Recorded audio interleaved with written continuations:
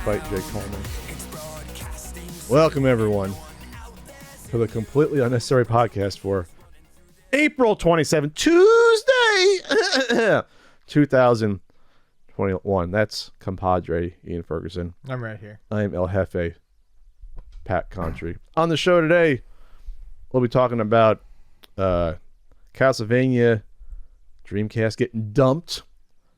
A retro gaming GameStop update, maybe? The Evercade versus console. And then we'll have a Patreon poll topic and also some voice messages. Ian, how was your weekend? It was good. Your life is good, like Kevin Kubicheski from You Can't Do That on Television? No. He used to say, good, my life is good. Oh, well, that's good. Shout out to Kevin Kubicheski out there in Canada. Kevin Kubicheski. No, life is wonderful. I've been catching up on some of the food TV shows on Netflix that I watch. Did you watch any of the street food on Netflix? No, is it a street food series? The street food series. There's 2 seasons. One is in Asia and the other one is focused on Latin America, and it's really, really good. They just travel around the streets and like, oh, what food you got in your cart or whatever? It's very specific. It tells the story of the people who cook the food, and it follows per city. It follows 3 or 4 people who have made their living selling street food. Talks about their history, how they were brought up, the history of the food and stuff like that. It's really damn good. And then I started watching Taco Chronicles, which is also similar to that. It more tells the story about the people who are making it, but each episode follows a different type of taco. So there's an episode on carne asada, there's an episode on al pastor, there's an episode on basket tacos. So I never heard of a basket taco. That sounds interesting. It's good. So that's what I've been enjoying. So when you watch this, do you just salivate constantly? I eat first. You have to eat first. It's like food shopping. You don't want a food shop on a stomach that's growling, or else you'll buy everything. And I made you a square. You had a square to spare. Thank you, Ian. You're welcome. This is beautiful. You could use it as a coaster, perhaps. Well, I was going to say, what should I use this as, if not a coaster? What do you? A coaster is probably all you could use it for. This is beautiful, Ian. Thank you. This touches my heart. That was my warm-up square last night. I was. Okay. You shouldn't have said that. You should have said this was your warm-up square. It's all cotton yarn. I don't think you've ever made something for me before. I don't think I have. This is the best thing you've ever given me. I think it's the first square I've done where there are no mistakes. Oh, okay. Well, that's better. Yeah. When you say warm up, it's like the fuck up square. Thank you, Ian. This actually warms my heart a little bit. Yeah, well, you're it shows you thought about me a little bit. I did. Otherwise, no one else wanted it. No. I was making it, and I was like, Vonnie, should I make Pat a square? And she was like, yeah, make Pat a square. I will make Pat a square. What if she said no? Would you have not made it? I probably would have still made you a square, but Vonnie could have screwed the whole thing up. It would have been funny to tell you that she said no, and I made it anyways, but no. I will put it right now by the Menda bottle. Oh, there you go. It's a Menda bottle coaster. Yeah, that's what it is. Exactly. I will keep it there for now until I figure out another use specifically for the Menda bottle. Thank you, Ian. That warmed my heart. You're welcome. That's what you did this weekend. That's what I did. How long did it take you to do that square? That was probably I'm not fast yet, so that was probably 45 minutes. And that's your crocheting. Remember, that's 1 pin, not 2. That's crochet. Yeah. That was probably about 45 minutes. In reality, it should probably take me about 10. So you get there. I've got some time. I've got some improvement. On the bus to the game store, you can do it maybe. I was watching TV too. Lift. That's the whole thing. I'm trying to get it down to be something I can do while watching TV instead of just flipping through the phone while watching TV. That's probably good because that's destroyed all of our minds. Yes. No reading anymore. Speaking of that, I have to read this. I will read this. Our pal Howard Scott Warshaw sent me his Once Upon Atari: How I Made History by Killing an Industry. Look how happy Howard looked there before he killed video games. Before he destroyed them. He didn't destroy them. Forward by Ernest Cline, author of Ready Player One. And there's an inscription. He inscribed it to me. Dear Pat, perhaps this makes me a punk who is all about Atari NES. N-E-S. Get it? N-E-S. Atari NES. Atari NES. Yours with a happy smiley face. Yours truly, Howard. Thank you, Howard. This is great. Man, all the gifts. It's like my birthday. My birthday is coming up. Pretty soon. What, 2 weeks? 2 weeks from Sunday, from the past Sunday. So a little less than 2 weeks. I'm officially oldish now. So what did I do this weekend, you ask? I watched a little bit of the UFC event. Masvidal got KO'd by Usman, brutally KO'd. And the reason I bring that up, I don't want to talk about UFC, is because Jake Paul challenged former heavyweight champion Daniel Cormier. Jake Paul has boxed a few people. A former NBA, a rapper he killed the first time, then an NBA star in over 40, I forget who it was, he killed him. And then he faced Ben Askren, who used to fight in the UFC, but as a wrestler. Not a striker, not a puncher. And Jake Paul beat him soundly. It was kind of strange. I'm not saying Ben Askren took a dive. He didn't take the fight seriously. He was not in shape. He showed up. Plus, he's outweighed by about 30 pounds by Jake Paul as well. And Jake Paul is like 20 years younger. So Ben Askren gets knocked down. He gets up for a standing 8 count. It looks like he can still go, and they end the fight in the first round, and Jake Paul was crying, acting like he beat Apollo Creed from like Rocky, when it's like no one expected you to lose, because Ben Askren's a wrestler. He doesn't know how to punch. It's very different. So he then challenged Daniel Cormier, who is not someone I would ever want to try to even challenge for fakies. And Cormier, at the broadcast of this UFC event, Jake Paul was like trying to call him out. And Cormier is an announcer, and he gets up, and this was not him playing. He got in his face and he said, "Don't play with me." He said, "This is not something you want to deal with." Meaning, like, I will kill you, basically, is what he said afterwards, which he would. And so Jake Paul was calling him fat and everything. And even his brother, when Logan Paul's a sensible one, Logan Paul even said, like, "Dude, this is Daniel Cormier. Like, this is not a joke. Right. Like, he will kill you." And so all I'm going to say is this about these YouTubers fighting people is, like, I don't know who's buying these pay-per-views or who's putting up the money to watch a YouTuber box someone. That's not why you followed these YouTubers. And it's like, it's interesting. Yeah, he's a jock. Him and his brother, they used to wrestle, and they're like 6 feet or whatever, 210-pound guys. But I don't know how we got to this point. But Mr. Paul, I will say this. You will bite off more than you can chew eventually, and someone will have your number if you are not smart. And in this case, it's someone who legitimately, even boxing, but in MMA, he would torture. He said, I would torture him. I'd rip his face off. And that's not hyperbole. He would do that, be able to do that. So everyone obviously wants it to happen. Like they're chanting F Jake Paul at the UFC event. Wow. So that's all I'm going to say. I don't want to bring up that much, but it's interesting where this is going to cross over into like reality at some point, or even on the street, and someone's going to kill this kid potentially. Like another MMA guy who's like feels disrespected is just going to fucking kill this kid. Grab him in a rear naked choke, or just fuck him up. Yeah. Like you can't bite off more than you can chew when it comes to this stuff. It's like, yeah, you boxed a few times against people that weren't qualified to be boxers. Sure. Now these are people actually made a living for 20 years fighting. Like you're going to piss someone off. That's all. Speaking of fighting, Ian, Mortal Kombat reviews came in. I have not seen it. I don't have HBO Max. I have not seen it. And I'm not the type of person that would have pirated it because I'm not the biggest Mortal Kombat fan. That said, I did watch the original movie in the theaters and loved it. I love it. And that's one of the best. It's probably still one of the best video game movies ever made. Especially being that, we're talking about, was that 95 when you didn't have a lot of money to make this movie, and the CG was not the best. It was still an entertaining movie. They did justice to the spirit of Mortal Kombat. Yeah, it was goofy. It had a great soundtrack. Oh, absolutely. There was legendary soundtrack. Fighting tournament. There was a tournament. There was a tournament in your fighting tournament game. Yeah. So I have not watched the new Mortal Kombat yet either. People love it when we give our opinions on things we haven't watched.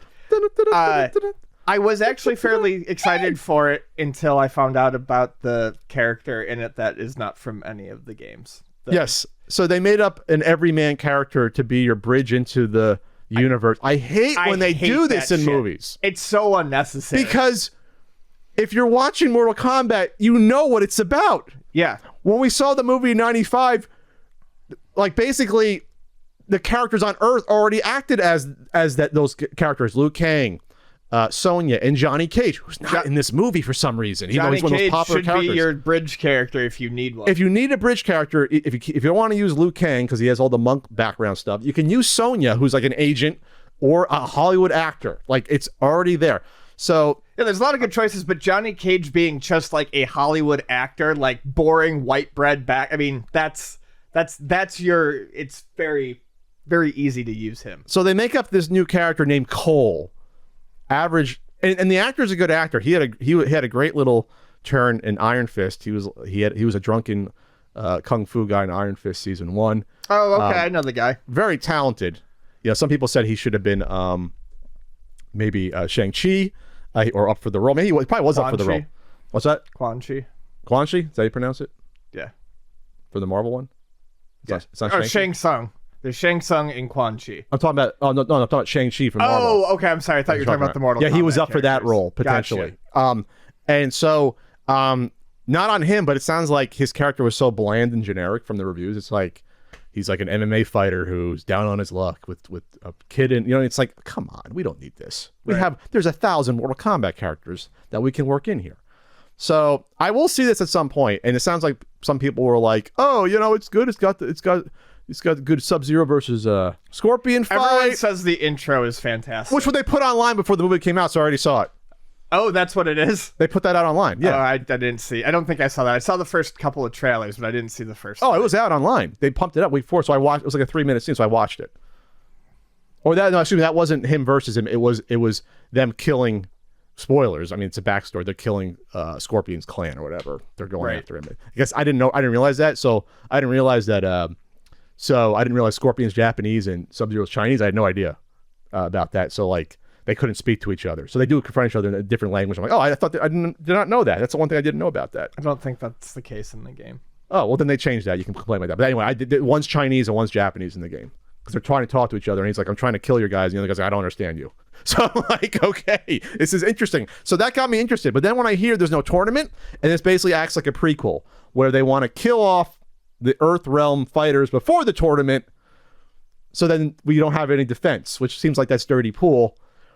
Of course that's dirty pool. That's kind of against the rules, because I guess if you get one more win against Earth, you can take over the Earth. That's part of the lore. Yeah. Yeah, that makes sense. I don't like setup movies. Just do a fucking movie. Don't assume we're going to be around for 4 sequels, which I think they signed the one actor to 5 movies. So it's like, are we going to get to 5 Mortal Kombat movies? You really think we're going to get there to 5? To 5, maybe 3. The thing is like the reason I love the Mortal Kombat games. It's thin. Starting with Mortal Kombat 9, and NetherRealm is really good with this. They do it in the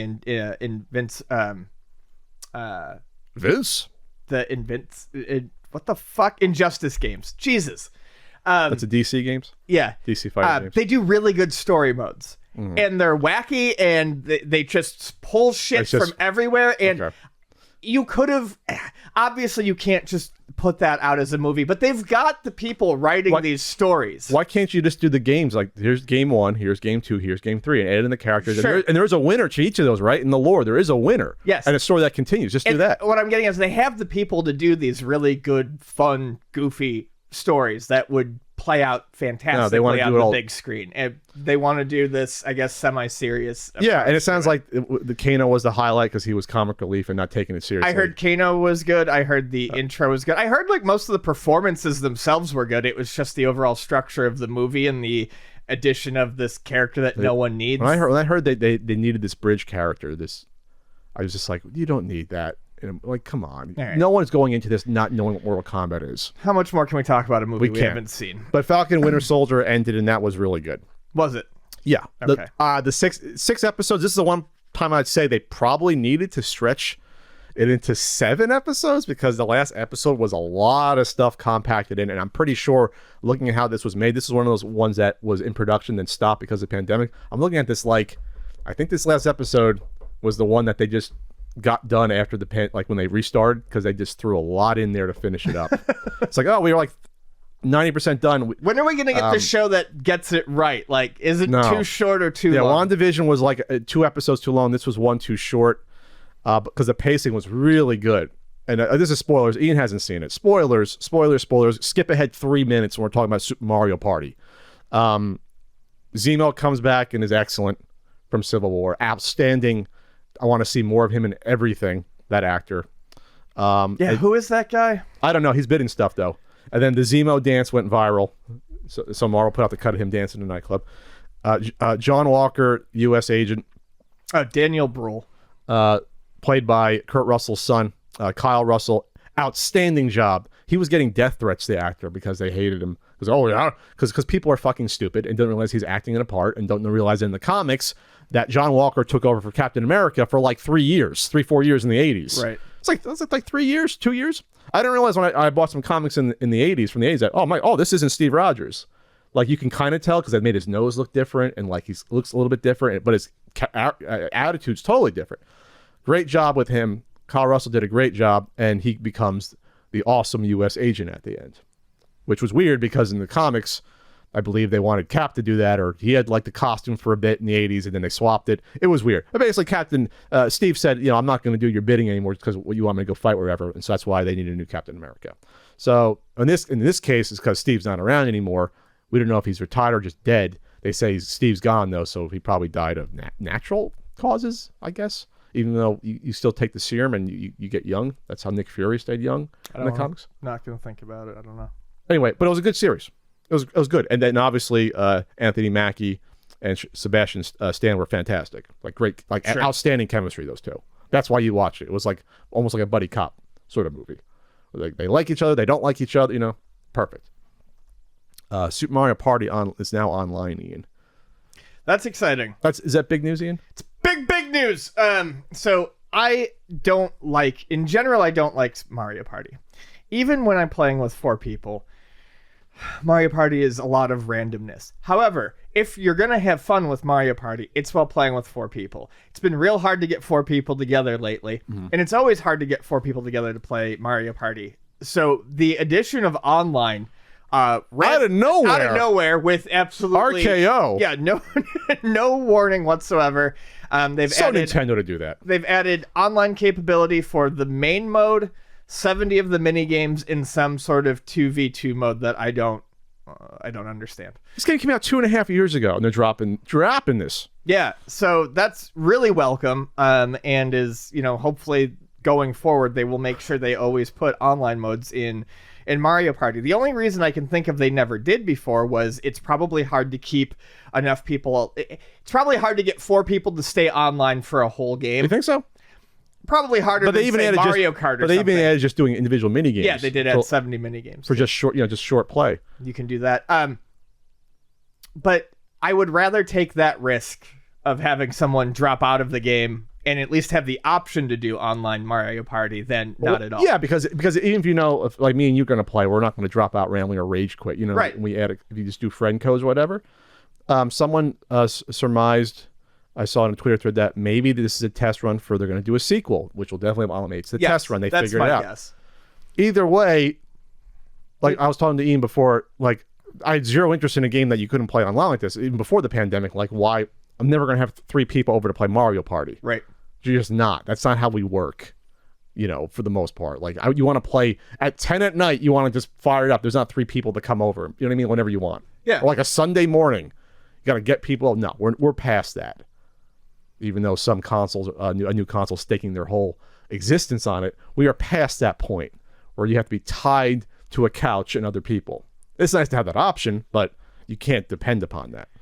We live in a modern era where you can do both, so let's do both instead of pretending like you should only have to do one. Yes, or artificially bring people together. Because, I remember all those fucking Bomberman Super Nintendo parties we used to have in high school.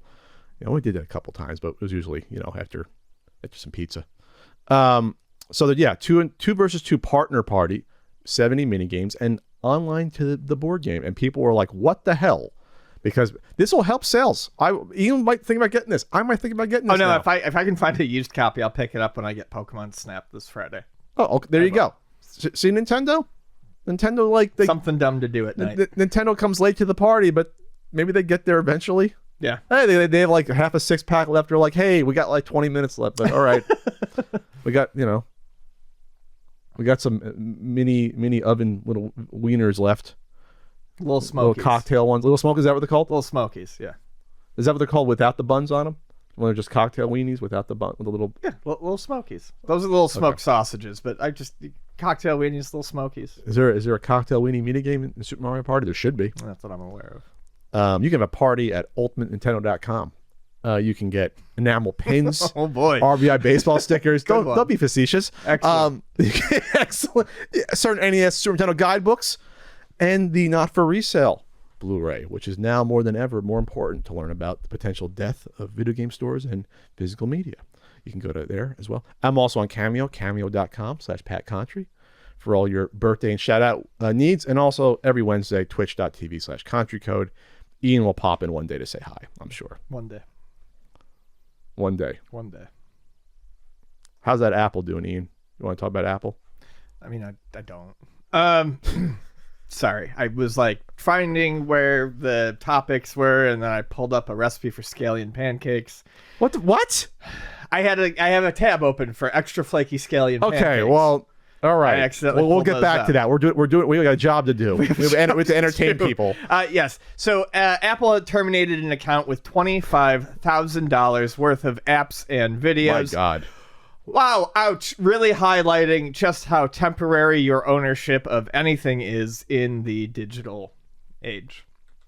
They're facing 2 class action lawsuits over the meaning of the words rent and buy. Yeah. In the first suit, this is coming from Ars Technica. In the first suit, lead plaintiff David Andino argues that Apple's definition of the 2 words is deceptive since the company can terminate people's Apple IDs and along with them access to the content they purchased using the buy button. Sure. And yeah, I mean, I understand. Dry, you buy it, yeah. So, I mean, you're not really buying anything if it can still be taken away is the argument here. And sure. It's basically just a long form version of renting. You rent until they terminate it or it's no longer available. And I've always had this argument with myself when it comes to like Amazon. I bought a couple of videos through Amazon and it's the same way. They don't give you an easy way to download like a hard copy anywhere. So really you're just renting it until that service is terminated. Sure. You bought the license, but that license expires. And this is the same thing we talk about all the time with like digital gaming and whatnot. And, you know, sometimes it's the way you have to go if that's the only way a developer can get something published and it's a risk that you have to take. But boy, when this is put in front of you like this, it really makes you realize just how precarious that situation is. Click of the fingers and it's gone. The suit says first of all, what did this guy do to get terminated? I know it's not that part I of the lawsuit, don't but know. I'm actually interested in knowing what would cause him to get your Apple account terminated. Yeah, no idea, honestly. I mean, that's probably not common. Anyway, so the suit says just like Best Buy cannot come into a person's home to repossess the movie DVD that such a person purchased from it, Apple should not be able to remove digital content from its customers. Purchase folders. The suit says Apple countered by arguing that no reasonable consumer would believe that content purchased through iTunes would be available on the platform indefinitely. But U.S. District Court Judge John Mendez wasn't buying it, as first noticed by the Hollywood Reporter. Oh, he missed the Hollywood Reporter doing this. He rejected a motion filed by Apple that sought to dismiss the suit. That means the suit can move forward with its claims of false advertising and unfair competition, though it still could be settled before going to trial. I think that's what's going to more hinge on it. It's false advertising. Yes. You're not buying it if you can't own it indefinitely. Sure. I mean, that's what it comes down to. And yeah, Apple is technically probably correct. It won't be available forever. What if Apple's gone and the aliens take us over in 100 years and Apple's servers go down? Then we won't have it as we huddle into a little cave somewhere with solar power. As I thought about that scenario. But he's right. I mean, Apple's even right. Everyone's right in an extent. So I don't know. They might have to change the terms of service. I don't know. You're going to have to change the TOS or the wording is what's going to happen. I just want to point out, because I am wrong, it does say here that Prime Video can be downloaded and stored locally. Amazon Prime? Yeah. But apparently I've looked. They must make that. I haven't looked in must a couple be a weird of years, option. But I think it's a weird option you have to hunt for. They make it hard. Should Apple refund this person their money? That might be part of the lawsuit. I guess would have to be. He claims he lost $24,590.05 in iTunes, the App Store, and in-app purchases. Wait a second. So if they terminate your account, this stuff's still on your phone, though. Like all my apps are still on the phone. Yes, but you just can't go back and re-download it. Right, but what it's saying, so it's making the argument that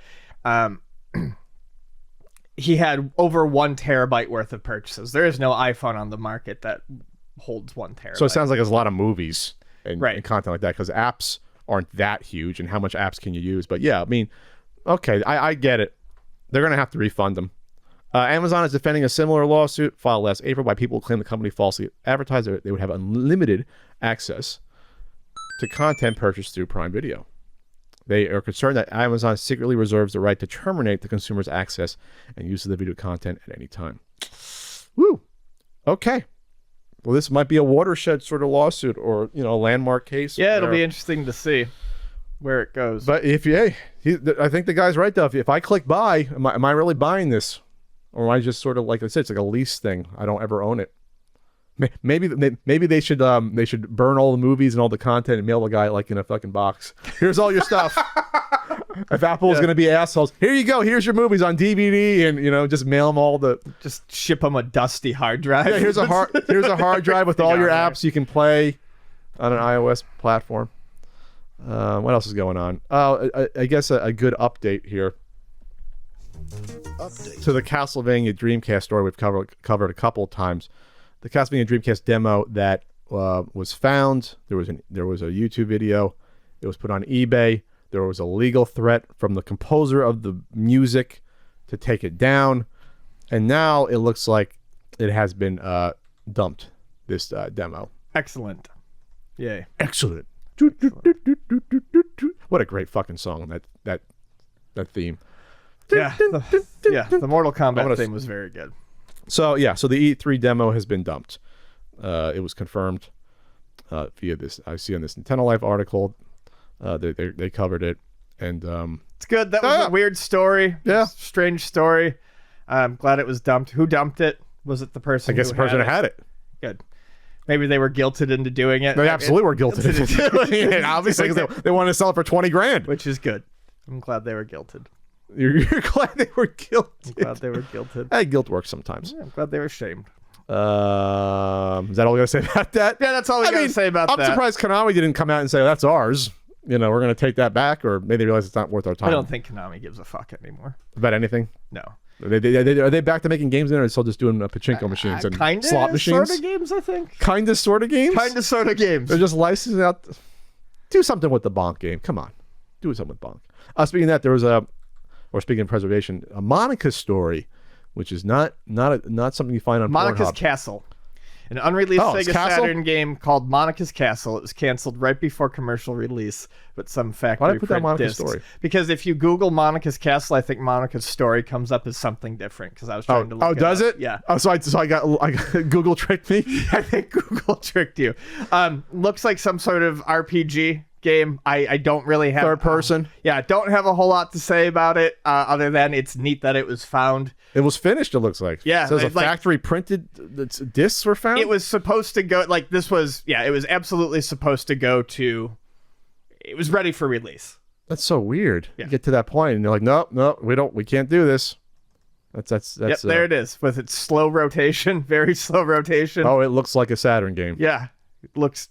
Some people like that. Some people like that style. I personally don't, but you know. I mean, I do. That's pretty slow though. There is a run button. Someone confirmed. Someone's asking about that. Oh, okay. There's a run button. You're good. Hey, that sword is heavy. Big ass sword Monica is wielding there. It's interesting. And our pal, AutoZone former CEO AutoZone, George Sherman, AutoZone guy. We have affectionately touted him. CEO of GameStop is going to step down from the company in the coming month or two. This is from Reuters. George Sherman has been in the company 2 years, and we knew it was going to be a failure when we first talked about it. Not that we were always right about this stuff, but come on, it's the AutoZone guy. Yeah, this was not a perfect fit. This did not make any sense. What is the board of directors thinking? What is the board thinking at GameStop? Huh? If Reggie was there at the time, we would have said this is the AutoZone guy. If he was, it's like, what are you doing? Reggie's, by the way, not on the board anymore. So he's going to walk away with $179 million worth of compensation, which I guess is probably mostly stock. That's how because stock is cheap. It's not money. So, yeah. So it's also because obviously the stock's worth a lot of money. So if this happened 6 months ago, it would be a lot less than 100%. So not everyone go nuts about, hey, this guy's getting 179 million. It was stock that was worth a lot less. Just to make that clear, it was probably, it would have been like 20 million or whatever 6 months ago, whatever, or less. He's going to be stepping down July 31st, and then be working on finding a new leader because of good old the Chewy guy, Ryan Cohen, wants to transition to e-commerce, and I guess he convinced the board this is the direction we're going to go because he bought a lot of stock. So that's what they want to do. But the good news here, GameStop, what are you thinking? They also decoupled some of Sherman's pay from his performance last year because of the pandemic, but he's not getting his full... Like a fucking train? Well, that's the term. It's a good word, decouple. So there was some performance-based compensation that he's not getting because of that. Partially his fault, partially not because of the pandemic. He forfeited $98 million worth of stock this month because he did not meet performance targets. Again, the stock is worth at this point still $150. It was worth what, $4 in the so that's a pat math 40-time increase over what it was. So good on George Sherman. He's getting out at the right time, I guess. What was it worth 6 months ago? I'm going to see. I do not know. Well, the 52-week low was 377. So yeah, he would have gotten 40 times less money. So he held on. Good for George, I guess. Good for him. Because I don't like when people see this stuff like, oh, they're taking all this money. He's not taking. It's stock. It's stock. It's worthless for the company to give someone stock. It just dilutes what stock you already have. That's all it is. It's fake money until you sell it. So good on you, George. You got out when the getting was good. And we'll see if they can turn things around. I still don't think they can. You think they can? No, I think it's going to be very, very difficult. If they, I mean... Even with the Chewy guy who has experience with the pet store stuff? If they shuttered... Oh, they're going to shutter stores. Half the stores and move only online, then yeah, they might be able to. Oh, that's coming. Especially with this move, that's coming. Yeah. I mean, I do think there is a potential future for them as an e-retailer. Yeah. For new stuff. But anyone can do... Yeah, because...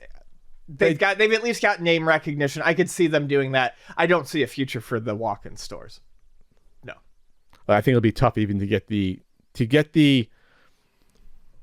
people to buy in to go to GameStop in particular to purchase new stuff when there's so many other options at this point, or Amazon or Target or Walmart. They would have to focus entirely on it in a volume that would allow them to bring back things like an Amazon style discount pre-order discount they first or did something. They used to do like $10 off a new game, which no one else could match. Right. But and then of course Best Buy tried to do that. And there was that scramble for everyone to do that, and they all realized, holy shit, we can't make any money doing that. And literally every company, including Amazon and Best Buy, were like, we can't do this. Yeah, anymore. Amazon just basically did to get into the market, and it worked because everyone's like, oh, they sell new games on Amazon? Because I bought a couple of games of that because of that. But the only thing I can think of is, like I said, if GameStop can do it, can focus on just that and do it in such a volume that they could bring back something like even a $5 off pre-order discount. That's the only way I could see them really bringing people in. Because otherwise, you're not going to be able to do trade-ins online too easily. You're not going to be able to... No, there are places that do, but it's not super easy to do it. No, I can't picture that being a thing that's gonna be happening. So, all right, well, good on you, George Sherman. Get that cash.